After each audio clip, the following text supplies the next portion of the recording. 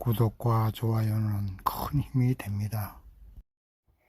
옛날부터 어르신들이 도덕적이지 못한 장면을 본다든지 상상할 수 없는 뉴스를 보면 하시는 말들이 있습니다. 말세구나 말세야. 바로 이런 말입니다. 그만큼 세상이 뒤집어질 날이 되었다는 말이겠지요. 오늘 본문은 예수님께서 제자들에게 말세에 일어날 징조들과 말세에 우리 성도들이 어떻게 살아야 할 것인가에 대해서 말씀하시는 내용입니다. 세상이 너무 빠르게 변해서 불과 50년 내지 60년 전만 해도 굶어 죽는 사람이 많았었는데 지금은 너무나 부유하게 살고 있어서 돈이 있는 사람들은 예수님께서 재림하시는 것을 그렇게 기다리지 않습니다. 오히려 예수님 조금 있다 오세요 하는 마음을 가지고 있는 사람도 있습니다. 그러나 분명한 것은 예수님의 재림은 기다리고 있든지 아니면 별로 기다리지 않든지 간에 분명히 예수님은 다시 오신다는 것입니다. 하나님을 믿는 성도들은 재림신앙이 없으면 안 됩니다. 확실한 재림신앙을 가지고 있어야 어려울 때는 희망으로 견뎌내고 또 모든 일이 잘 될 땐 두렵고 떨리는 마음으로 긴장해서 믿음 생활을 더욱더 잘하게 되는 것입니다. 오늘 본문을 보시면서 우리가 재림을 기다리면서 어떻게 살아야 할 것인가, 그리고 또 말세의 징조들이 무엇이고 우리가 그 징조들이 나타날 때에 어떻게 대처해야 할 것인가, 여기에 대해서 하나씩 공부해 보도록 하겠습니다. 첫 번째, 우리 마음을 가꾸면서 재림을 기다리면서 살아야 됩니다. 본문 1절 이하를 보시면 제자 중 한 명이 성전에서 나가시는 예수님에게 말하고 있습니다. 성전의 웅장함을 얘기하고 있죠. 이 돌들이 어떠하며 이 건물들이 어떠하니까 하고 감탄합니다. 이렇게 감탄하는 본문의 성전은 헤롯 성전으로서 헤롯 대왕이 기원전 20년부터 BC 20년부터 건축하기 시작해서 AD 64년에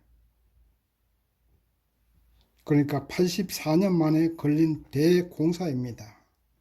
그만큼 성전이 아주 어리어리하게 잘 지어 나왔겠죠. 주춧돌 높이가 1.2m, 길이가 7.4m나 되었다고 합니다.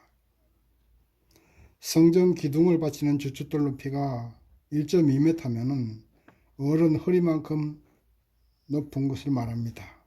그리고 7.3m나 되니까 길이가 그 건물이 참으로 대단했던 것 같습니다.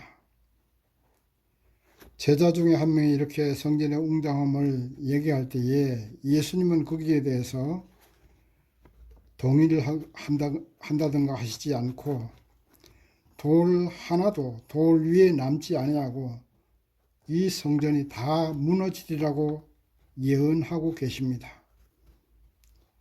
이 예수님의 예언은 AD 70년 로마의 디도 장군에 의해서 완공된 지 불과 7년 만에 예수님 말씀 그대로 돌 하나도 돌 위에 남지 아니하고 다 무너짐으로써 예언은 그대로 성취되었습니다. 이 말씀을 보시면서 우리가 다짐해야 할 것이 있습니다. 성전이 아무리 화려하고 웅장하게 건축해도 그것은 무너지고 만다는 사실입니다. 오늘날 교회들이 너무나 예배당 건축에 매달립니다. 교회를 개척했다 하면 최대 목표가 성전 건축입니다. 무너질 예배당도 건축해야겠지만 주님께서 거하시는 진정한 성전은 우리 마음입니다. 이 땅의 예배당은 무너질 것들입니다. 그러나 우리 마음속에 주님께서 임하시는 성전은 무너지면 안 됩니다. 우리 마음속에 믿음의 성전이 무너지지 않도록 날마다 가꾸고 청소하는 것을 게을리하면 안 됩니다. 우리 마음속에 있는 성전을 대리석으로 짓는 것도 아닙니다. 돈이 많이 들어가지도 않습니다. 예수님께서 우리 마음속에 들어오시도록 믿음으로 영접만 하시면 됩니다. 그러면 우리 마음속에 성전이 건축되는 것입니다. 그래서 아침에 일어나면 성경 말씀 보고 기도하면서 하루를 시작하고 또 출근하면서도 주님 이제 출근합니다. 동행하여 주시옵소서. 기도하면서 출근하고 일하면서도 이제 주님 일합니다. 함께하여 주옵소서. 이렇게 기도하면서 일을 하고 항상 성령님과 동행해야 됩니다. 이렇게 해도 불쑥불쑥 솟아오르는 미움이나 질투 아니면 불신앙의 마음이 이런 것들이 자꾸만 불쑥불쑥 솟아나오는데 그럴 때마다 쓸어내고 닦아내야 됩니다. 그것이 우리 마음속에 주님께서 거하시는 성전을 가꾸는 것입니다. 마음속의 성전을 가꾸는 일을 게을리서는 절대 안 됩니다. 왜냐하면 사단이 항상 호시탐탐 시시때때로 우리 마음속에 들어오려고 하기 때문입니다. 험한 세상 살다 보면 온갖 못된 생각들과 행동들을 하게끔 사단이 유혹을 합니다. 이럴 때마다 우리는 성령님의 도우심을 간구하면서 우리 마음의 성전을 청소해야 됩니다. 마음의 성전을 바로 세워야 됩니다. 세상 성전은 무너지지만 우리 마음속에 있는 성전은 절대 무너지게 하면 안 됩니다. 하루를 마무리하고 잠자리에 들 때도 기도하면서 잠들어야 됩니다. 기도로 하루를 열고 기도로 하루를 닫아야 합니다. 이것이 우리 주님께서 거하시는 마음의 성전을 가꾸는 일입니다. 말세가 가까워질수록 주님 재림이 가까워 올수록 우리 마음속의 성전을 세우고 보수하고 가꾸는 일에 열심을 내셔야 된다는 사실을 잊어서는 안 됩니다. 우리 마음의 성전을 가꾸십시다. 우리 마음의 성전을 가꾸십시다. 두 번째, 말세의 징조들은 어떤 것인가? 거기에 대해서 한번 공부해 보겠습니다. 오늘 본문 말씀 5절에서 6절 말씀 보시면 너희가 사람의 미혹을 받지 않도록 주의하라. 많은 사람들이 내 이름으로 와서 내가 그러라 하며 많은 사람을 미혹하게 하리라. 주님께서 이렇게 말씀하고 있습니다. 말세의 징조들은 거짓 선지자들이 많이 나오고 재림 예수라 말하는 자들이 나오고 난리와 난리가 일어나고 천재지변이 일어나면 그때가 바로 말세이다 라고 말씀하고 있습니다. 예수님께서 이렇게 말씀하신 거짓 선지자는 초대교회 시절부터 시작해서 지금까지 계속적으로 나오고 있습니다. 저칭 하나님이라 칭하는 사람이 우리나라에만 20명 정도가 된다고 합니다. 또 재림 예수라고 말하는 사람이 우리나라에만 50명 정도 된다고 합니다. 이것도 어느 정도 신도들을 확보한 사람만 그렇다고 합니다. 그러므로 우리는 거짓 예수, 거짓 하나님, 거짓 메시아들에게 미혹당하지 않도록 조심해야 됩니다. 또한 말세가 되면 성도들이 핍박을 받는다고 오늘 본문 11절에 기록되어 있습니다. 또한 자연계도 변해서 해가 어두워지고 달이 빛을 내지 아니하며 별들이 떨어지리라고 24절에서 25절에서 말씀하고 계십니다. 이런 것들이 말세의 징조들인데, 말세의 징조들이 지금 우리가 살고 있는 이 시대에 그대로 일어나고 있는 것을 보니까 주님 오실 날이 멀지 않은 것은 사실인 것 같습니다. 특히 별들이 떨어지리라고 한 말씀을 보면 혹시 지구 궤도를 돌고 있는 위성들이 충돌해서 떨어지지 않을까 그런 생각도 들어요. 왜냐하면 지금 강대국들이 우주로 위성들을 너무 많이 쏘아 올립니다. 지구 궤도를 돌고 있는 위성이 너무 많아요.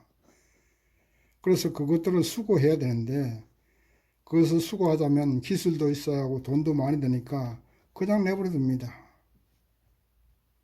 그래서 모르겠습니다. 과학적인 지식은 제가 없으니까 잘 모르지만 그런 불안도 있어요. 저것들 서로 충돌하지 않을까. 어쨌거나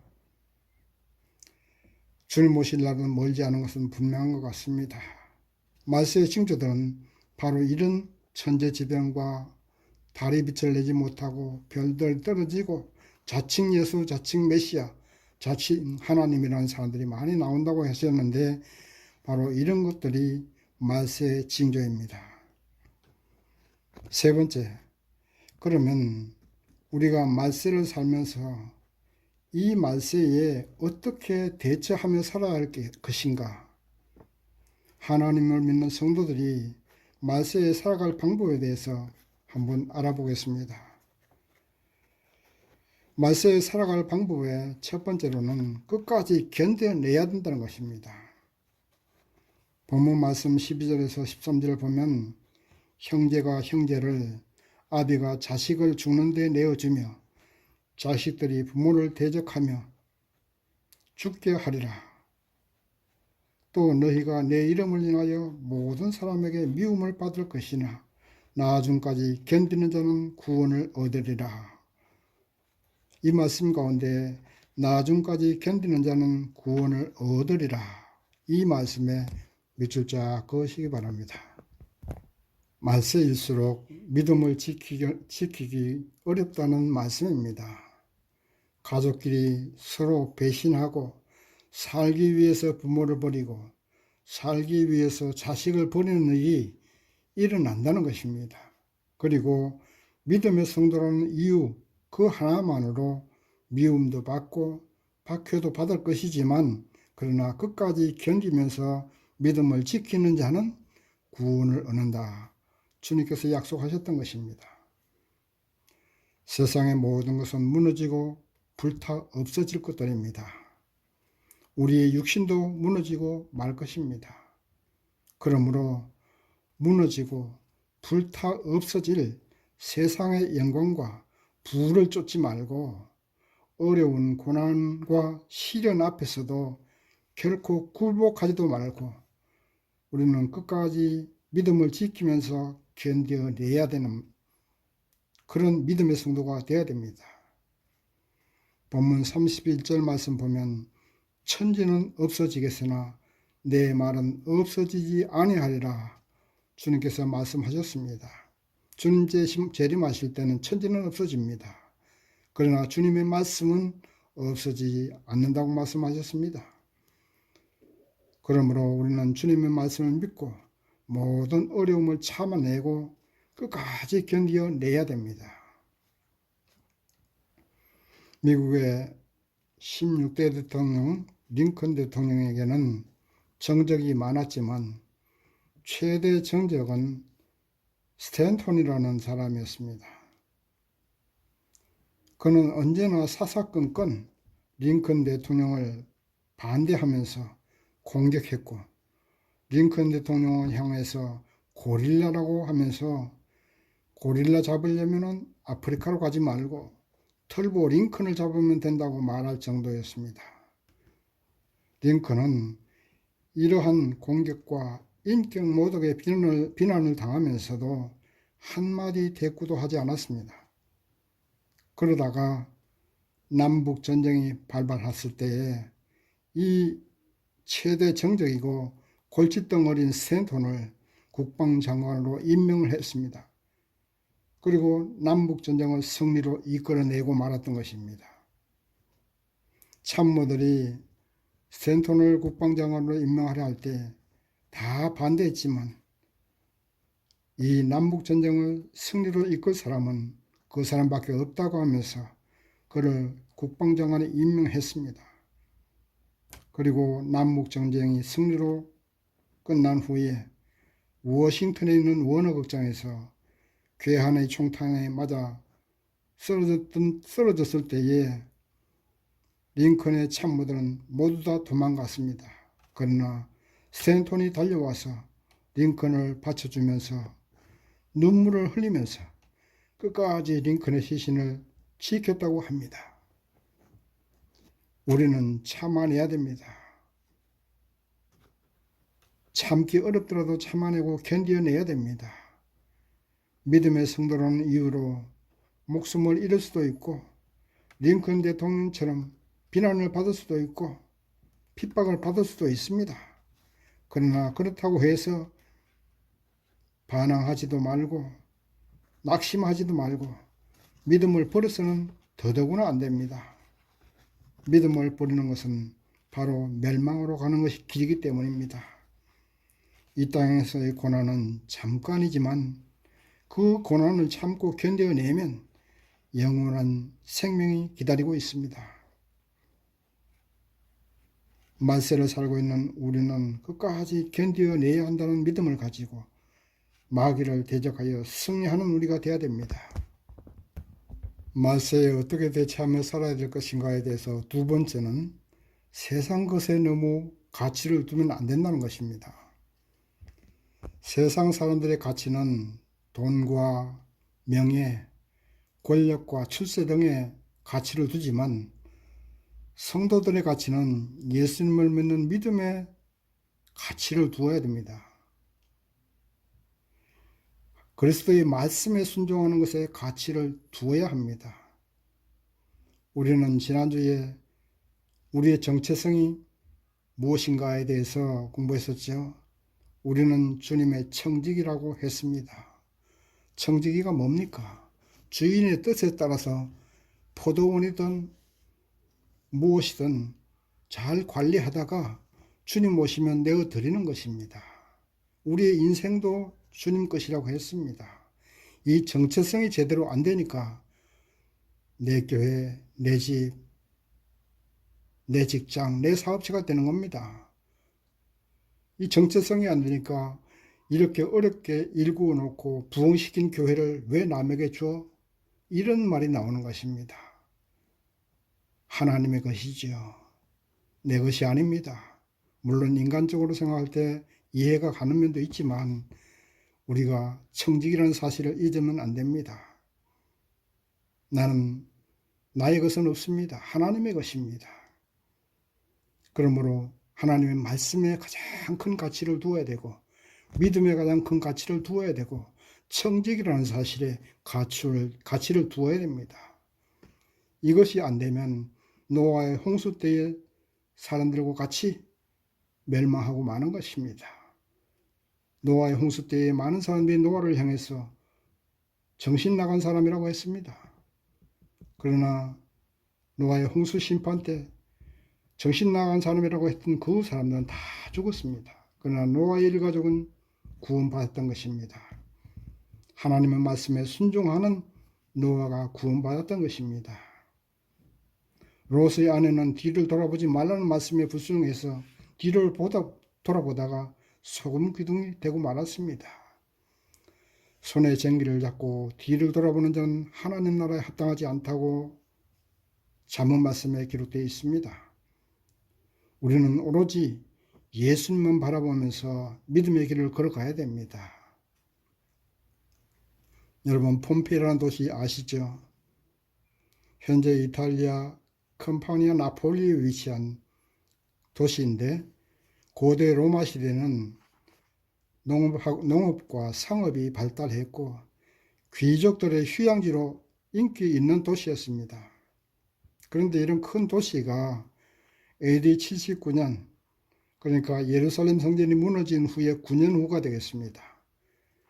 AD 79년 8월 24일 베수비오 화산이 폭발하면서 단 18시간 만에 도시 전체가 3m가 되는 화산재에 묻히고 말았습니다. 이때 살아난 사람들은 모두가 종들이나 재산이 없는 빈민들이었다고 합니다. 이들은 집에 쌓아둔 보석도 없고 돈도 없으니까 도망가서 살았는데 귀족들과 부자들은 집에 있는 귀금속과 돈을 가지러 갔다가 그대로 그 돈과 귀금속과 함께 화산재에 매장당해 죽고 말았다고 합니다. 세상 것에 가치를 두면 세상과 함께 심판당하고 세상과 함께 멸망합니다. 그것이 우상이 되기 때문입니다. 그것이 가치가 되기 때문에 그 가치 있게 생각했던 그것들과 함께 멸망당하게 되는 것입니다. 세상 욕심 때문에 전쟁이 일어나고 세상 욕심 때문에 도적이 생기고 세상 욕심 때문에 다툼이 일어나는 것입니다. 우리는 모두가 주 안에서 한 형제요 한 자매입니다. 나만 잘 살고 나만 잘 되려고 하고 나만 출세하려고 하고 나만 성공하려고 하는 것은 세상의 가치를 두는 것입니다. 모두가 함께 살고 함께 죽어야 되는 그런 믿음의 성도가 되어야 됩니다. 역사적으로 반란이 일어나는 원인은 바로 불평등한 데 있는 것입니다. 어떤 사람은 땅덩거리면서 잘 살고 있는데 어떤 사람은 죽도 못 먹고 살게 되니까 농민들이 반란을 일으키고 그런 불평불만을 기회 삼아서 이단 종파들도 일어나는 것입니다. 동학 농민혁명이 그래서 일어나서 그 동학 농민혁명으로 인해서 이시조선 500년의 역사가 무너지게 된 것입니다. 있는 사람은 없는 사람에게 나누어 줘야 됩니다. 그것이 같이 사는 겁니다. 나만 잘 사는 게 되지 않습니다. 함께 살자는 공동체 정신이 있어야 되는 것입니다. 요즘 노사 간의 갈등이 너무나 심합니다.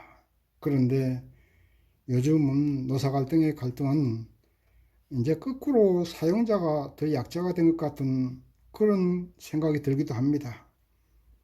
노동조합이 너무 과도한 요구를 하니까 기업 경영이 어려워지고 결국 기업들이 우리나라를 떠나고 있습니다. 그래서 기업들이 떠나니까 젊은이들이 취업할 데가 없습니다. 현대나 삼성, SK, 우리나라 대기업들이 미국이나 월남, 다른 나라에 세우는 공장이 얼마나 많습니까? 그 공장들을 다 우리나라에 세운다고 한번 생각해 보십시오. 그러면 젊은이들이 그만큼 취업할 데가 많고 많은 사람들이 취업하겠지요. 말씀이 조금 벗어나고 있습니다만은 결국 전부를 요구하고 상대에게 항복을 요구하는 그런 운동이나 그런 생각은 안 된다는 것입니다.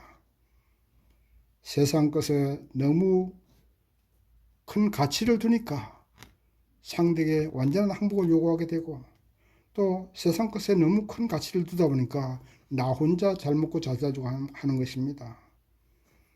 세상 것은 다 무너질 것들입니다. 우리 주님 오실 날이 멀지 않은 것은 분명합니다. 우리가 살아있을 때 오실는지 아니면 그 후에 오실는지 아니면 내일 오실는지 우리는 알 수 없습니다. 그러나 분명한 것은 주님은 다시 이 땅에 심판하러 오신다는 것입니다. 본문 31절 말씀 보시면 천지는 없어지겠으나 주의 말씀은 없어지지 않는다고 하셨습니다. 그러므로 주님께서 다시 오신다고 말씀하셨고 약속하셨으니 분명히 재림은 있습니다. 세상 것에 가치를 두기보다 주 예수님을 바라보면서 순종하고 너와 내가 다 같이 손잡고 함께 잘 살고 함께 잘 되자는 주 안에서 하나라는 믿음의 공동체, 믿음의 교회 성도가 돼야 됩니다. 이제 말씀을 정리합니다. 지금은 말씀에 분명합니다. 말세에 사는 우리 성도들은 언제나 믿음을 지켜나가는 것을 가장 큰 가치를 두어야 됩니다. 세상이 우리를 핍박하고 사단이 우리를 무너뜨리려고 온갖 유혹을 할 수도 있고 압력을 가할 수도 있습니다. 그러나 분명한 것은 주님은 오십니다. 사단이 아무리 날뛰어도 그들을 심판할 주님은 오십니다. 세상 것은 다 무너지고 불타 없어질 것들입니다. 무너지고 불타버릴 세상에 너무 큰 가치를 두지 마십시오. 폼페이를 생각하고 노아 시대를 생각하면서 언제나 주님 말씀을 지키면서 주님을 내 마음속에 모셔드려서 주님과 함께 살고 주님과 함께 일하고 주님과 함께 동행하다가 우리 주님이 땅에 오실 때에 공중에 들림받을 수 있는 저와 여러분 되시기를 주님의 이름으로 축원합니다. 아멘.